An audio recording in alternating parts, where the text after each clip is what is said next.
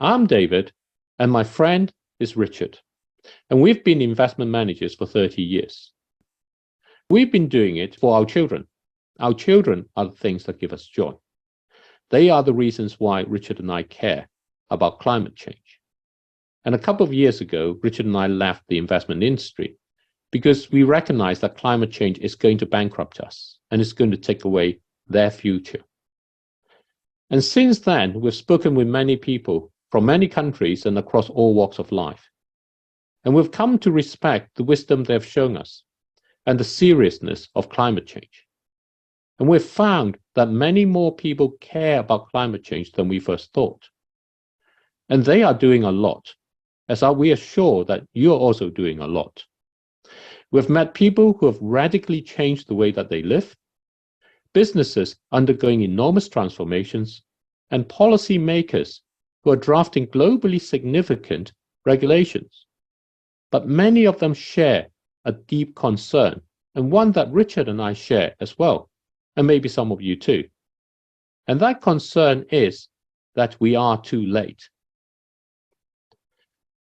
No matter what we do, oil, gas, and coal production just keeps going up.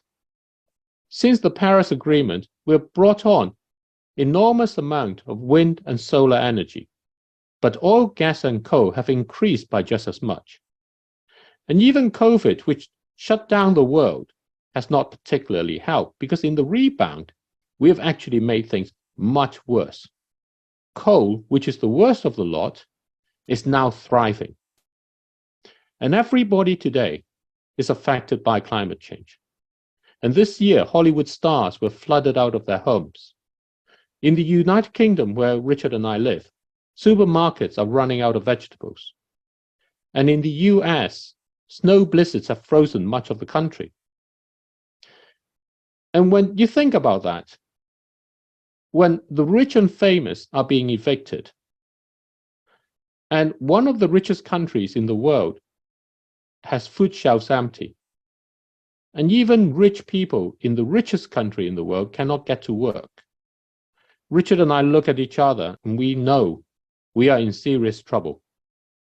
We have to put a lid on climate change now, or it really will be too late. Putting a lid on climate change needs two things. The journey to net zero is like driving a 50-year-old car with 500 miles still to go. Without a roadmap, we are not going to get there. We need a roadmap to tell us when to switch from the worst polluting fuels to the better ones, and how to keep doing it so we can still have the energy to complete our journey. We also need control of oil, gas, and coal production. Otherwise, as long as someone can turn a profit, they will keep producing them. The COP conferences recognize they are not able to make progress on these two things. This made David and I feel particularly powerless, and it probably made you feel the same way too. Then we realized we were wrong. We are not powerless. People often come together with one voice. We see this repeatedly in our communities, in our countries, and we see it globally during our sporting events. David and I started to think how everybody can come together with one voice to put a lid on climate change. Transformational ownership is a community of people who value the things that give them joy.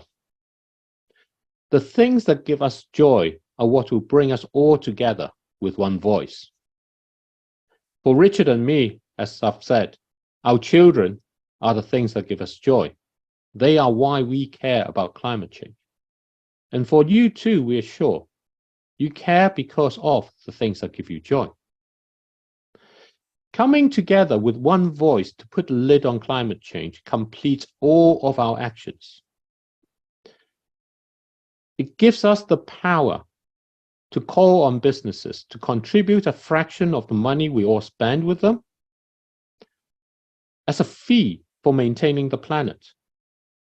And it gives us the mandate to use this money to buy out the oil, gas, and coal companies. Buying a company is no different from buying a sack of potatoes, except you go to the financial market rather than to the supermarket. And it gives us the ability to call on all the talents in these bought-out companies to come together to create the roadmap we need to complete our journey to net zero. And governments are naturally a part of this transformational ownership community by the net zero pledges that they are making. And the ownership transformation is completed to be purely about protecting the planet and its people by stripping the money out of it. And we do this by taking all of the profits that these bought-out companies make and giving it out equally to everybody on the planet, literally writing everyone a check. Everyone in the transformational ownership community is now a hero of our climate change story. We are the ones who are putting the lid on climate change. Businesses become part of it by contributing. Those choosing not to are clearly intent on hurting the planet. They are the villains that are keeping the lid off and who deserves boycotts, levies, and the full weight of legal actions against them. So how can you be that hero? Well, register at bit.ly/2023 Stop Climate Change. That's bit.ly, bit.ly/2023 Stop Climate Change. And say that you want to be that hero. And give transformational ownership your voice by telling everyone about it. Promote it in all your events, activities, and communications. And do that with the things that give you joy. And make a movie with us, the things that give us joy, to tell the whole world. And it will be an epic story of good versus evil, of heroes and villains, of a family torn apart by climate change, with siblings pitted against parents, and transformational ownership offering them a chance to come back together with one voice. We all get to choose which side we want to be on, good or evil, hero or villain. So ask yourself, as David and I have, if 1 billion people supported transformational ownership, would you? And if businesses have pledged $1 trillion, would yours? Take your answer to a series of global rallies to make 2023 the year we stop climate change. Thank you. Thank you.